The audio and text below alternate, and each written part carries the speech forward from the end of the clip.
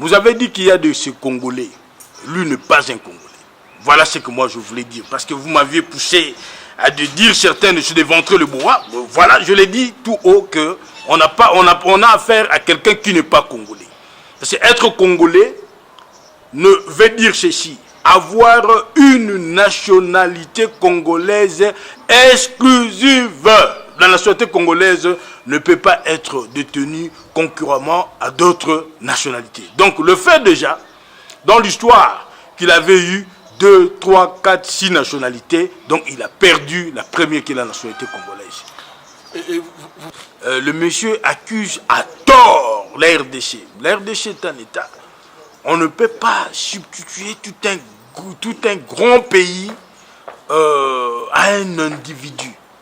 Le Congo a plus de 80 millions de Congolais originaires qui doivent entrer dans le système, imposé dans le système international que la RDC ne pouvait pas non plus, tout en étant membre de la société internationale, s'exclure de ce qu'on a appelé de nouvelles décisions internationales. Ça n'a rien à voir d'abord avec la RDC, cette histoire de passeport biométrique.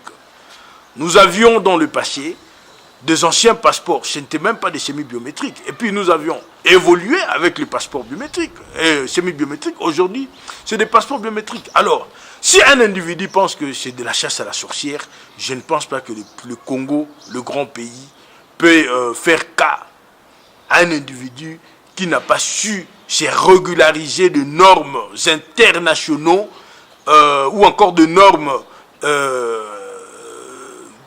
parce qu'il ne s'agit pas de son pays, parce qu'il a plusieurs nationalités, de normes imposées par un pays. Voilà.